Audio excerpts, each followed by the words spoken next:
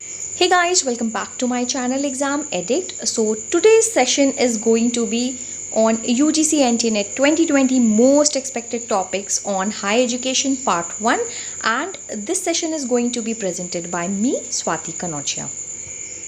But before that, please subscribe, like and share my channel Exam Edit. And if you want to know about me, so आप यहाँ पर check कर सकते हैं.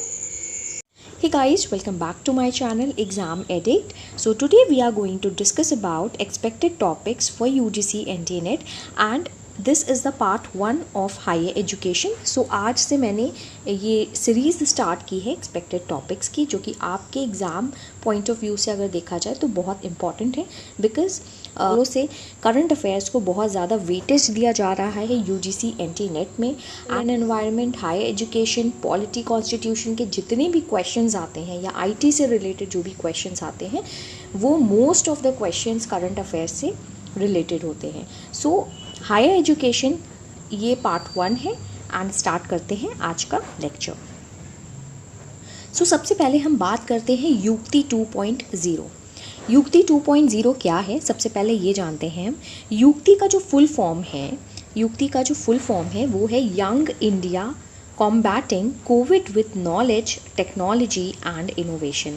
सो ये बहुत इम्पॉर्टेंट है, ये बहुत इम्पॉर्टेंट फुल फॉर्म है, आपको इसको याद करना है. HRD मिनिस्ट्री ने लॉन्च किया है ये युक्ति 2.0. ठीक है, 2.0 आपको युक्ति 2.0 है. इसका ओल्डर वर्जन भी है जो कि युक्ति के से लॉन्च किया गया था, बट ये युक्ति का दूसरा वर्जन है, लेटेस्ट वर्जन है. तो ये युक्ति 2.0 प्लेटफॉर्म है, राइट. तो इसका जो फुल फॉर्म है वो आपको याद करना होगा, राइट. सो इसका मोटो क्या है, help systematically assimilate technologies having commercial potential and information related to incubated startups in our higher education institutions, right. So यहाँ पर इसका जो मोटो है कि जो भी हायर एजुकेशन सिस्टम्स हैं, जो हायर एजुकेशन इंस्टीट्यूशंस हैं, चाहे वो यूनिवर्सिटीज़ हों, चाहे वो डिग्री कॉलेजेस हों, जितने भी हायर एजुकेशन इंस्टीट्यूशंस हैं जहाँ पर ग्रेजुएशन या पोस्ट ग्रेजुएशन की या फिर आफ्टर 12th के बाद से जो भी जो कोर्सेज होते हैं वो प्रोवाइड किए जाते हैं. सो इसका मोटो है कि सिस्टमैटिकली ये जो टेक्नोलॉजीज़ हैं उनको हम एसिमुलेट कर पाएँ, उसको एक्यूमुलेट किया जा सके. कहाँ पर, हायर एजुकेशन इंस्टीट्यूशंस में. कहाँ पर, in the higher education institutions, जैसे कि यूनिवर्सिटीज़ हैं, डिग्री कॉलेजेस हैं या इंस्टीट्यूट्स हैं, राइट. तो वहाँ पर जो टेक्नोलॉजीज़ हैं उनको सिस्टमैटिकली एसिमुलेट करना है. सिस्टमैटिकली टेक्नोलॉजीज़ को एसिमुलेट करना, उन टेक्नोलॉजीज़ को जिनका बहुत ज़्यादा पोटेंशियल है, कमर्शियली बहुत ज़्यादा पोटेंशियल है, जो कि वैल्यू ऐड कर सकते हैं. इंफॉर्मेशन ऐसी जो कि बहुत ज़्यादा उसमें कैपेबिलिटी है, जो कि स्टार्टअप्स में हेल्प कर सकती हैं हायर एजुकेशन इंस्टीट्यूशंस में, right. So this is a web portal. अब युक्ति 2.0 है क्या, ये एक इनिशिएटिव है by the MHRD, but it is a web portal. ये भी आपसे पूछा जा सकता है. So this is a web portal, ये वेब पोर्टल है. HRD prepared, that is human resource development ministry की मैं बात कर रही हूँ, prepare the portal in view of corona virus. So Yukti 2.0 जो लॉन्च किया गया है, ये युक्ति भी जो लॉन्च किया गया था, जो पुराना ओल्डर वर्जन है इसका, वो जो लॉन्च किया गया था, and the latest version that is the Yukti 2.0, ये दोनों ही वर्जन कोरोना वायरस के व्यू ऑफ पॉइंट से प्रिपेयर किया गया था इस पोर्टल को, right. So it will cover different dimensions of COVID-19 challenges in a very holistic and comprehensive way. So इसका जो आप कह सकते हैं ऑब्जेक्टिव क्या है, जो युक्ति एंड युक्ति 2.0 की अगर मैं बात करूँ, युक्ति 2.0 क्यों लॉन्च किया गया है, ताकि COVID-19 से जुड़े हुए डिफरेंट डायमेंशंस हैं उनको कवर किया जा सके in a very holistic and comprehensive way, right. Moving on, to ensure that students, teachers and researchers get opportunities related to technologies. So मैंने आपको बताया था कि युक्ति 2.0 का जो मोटो है वो है कि हम टेक्नोलॉजीज़ को एसिमुलेट कर पाएँ in the higher education institutions के लिए, ठीक है, ताकि स्टार्टअप्स हो सकें. सो ये इंश्योर करेगा कि स्टूडेंट्स हैं या टीचर्स हैं या रिसर्चर्स हैं in the higher education system में, जो हायर एजुकेशन इंस्टीट्यूशंस हैं like universities and degree colleges etcetera, so वहाँ के जो स्टूडेंट्स हैं या टीचर्स हैं या रिसर्चर्स हैं उनको अपॉर्चुनिटी मिले टेक्नोलॉजी से रिलेटेड, कि वो अब टेक्नोलॉजीज़ को यूज़ करके एक नए स्टार्टअप्स कर पाएँ, right. Higher education institutions are getting appropriate support to meet the requirements needed to advance their technologies and innovations. So क्या है कि हायर एजुकेशन इंस्टीट्यूशंस में बहुत ज़्यादा ज़रूरत है कि वो जो टेक्नोलॉजीज़ हैं अब वो पुरानी हो चुकी हैं. सो अब कोरोना वायरस इस पैंडमिक में उन टेक्नोलॉजीज़ को हम एडवांस करें. युक्ति 2.0 के यानी अंडर में जो टेक्नोलॉजीज़ हैं जो हायर एजुकेशन इंस्टीट्यूशंस में, इसकी जो रिक्वायरमेंट है टेक्नोलॉजीज़ को एडवांस करने की एडवांसमेंट हम कर सकें. टेक्नोलॉजीज़ जो भी पुरानी हो चुकी हैं, अब इस पैंडमिक के दौरान हम उन टेक्नोलॉजीज़ को और एडवांस कर सकें. तो इसका युक्ति 2.0 इन हायर एजुकेशन इंस्टीट्यूशंस को पूरा सपोर्ट करेगा. Yukti 2.0 will also help in fostering the culture of innovation and entrepreneurships in our academic institutions. तो जो भी academic institutions हैं वहाँ पर युक्ति 2.0 ये help करेगा कि एक culture develop किया जा सके, कि innovation हो, नई चीज़ें उभर कर आएँ, entrepreneurship हो, नए startups start हों academic institutions में, right? सो युक्ति का जो ओल्डर वर्जन है ये भी MHRD का ही इनिशिएटिव था, ये to identify ideas relevant in COVID pandemic.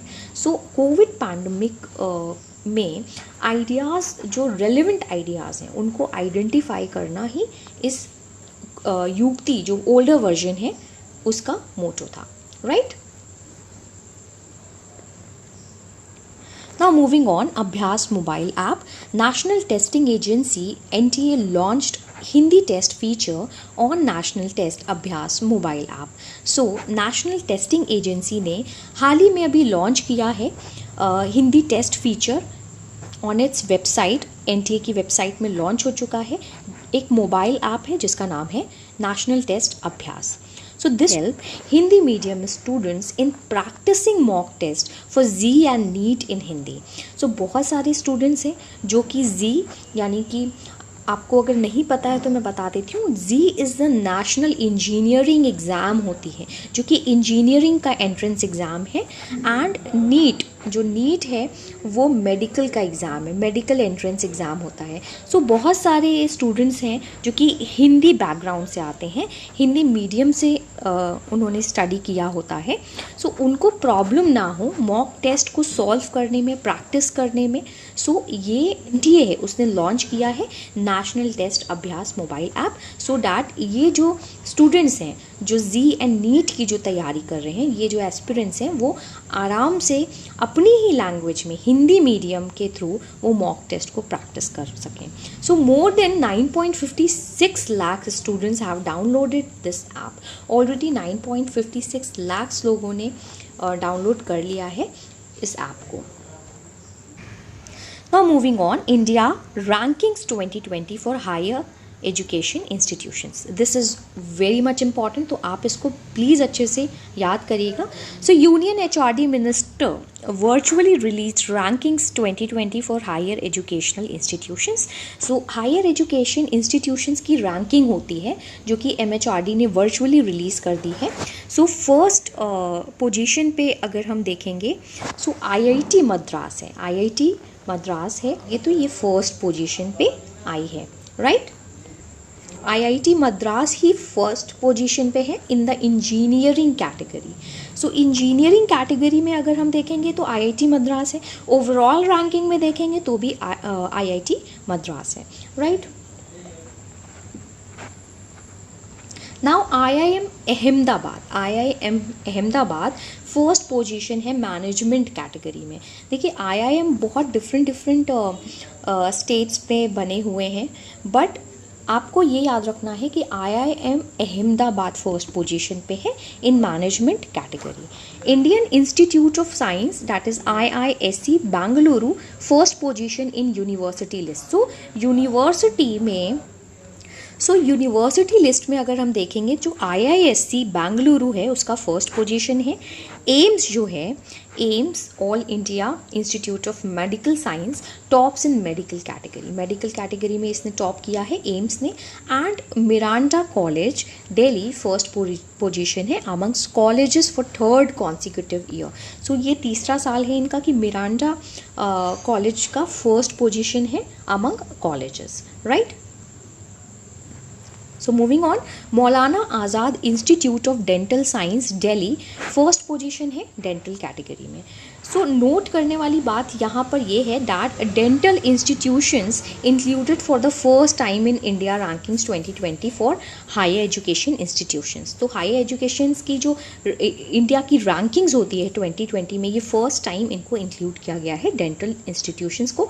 And so moving on, MHRD ranking framework evaluates institutions on 5 broad generic groups of parameters. तो ये जो MHRD है हायर एजुकेशन इंस्टीट्यूशंस को कुछ इनके फ्रेमवर्क हैं, उनके बेसिस पे कुछ पैरामीटर्स हैं, उनके बेसिस पे ही वो इवैल्यूएट की जाती हैं एंड उस इवैल्यूएशन के अकॉर्डिंग उनको रैंकिंग्स प्रोवाइड की जाती है, राइट। सो वो पैरामीटर्स हैं, 5 ब्रॉड जेनरिक ग्रुप हैं ऑफ पैरामीटर्स, वो देखते हैं।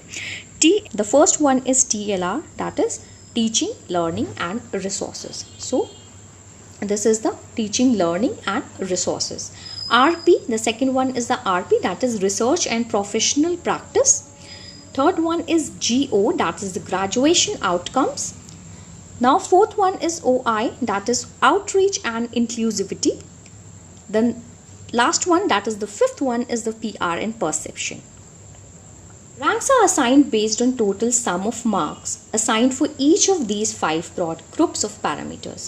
So that is the MHRD assign करता है इन रैंक्स को on the total sum of marks. तो जो भी लाइक ये जो 5 पैरामीटर्स हैं इनके बेसिस पे ही MHRD हाई एजुकेशन इंस्टीट्यूशंस को रैंक करता है, रैंकिंग देता है, राइट। सो ये रहा आज का मेरा expected topics for higher education part 1। This is the part 1 and बहुत जल्द मैं पार्ट 2 लेके आने वाली हूँ एंड उसको देखना भी मत भूलिएगा। This is very much important.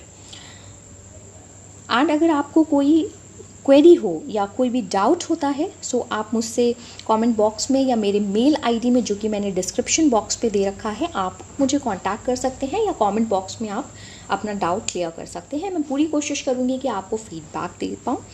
So thanks for watching. Please subscribe, like and share to my channel exam addict.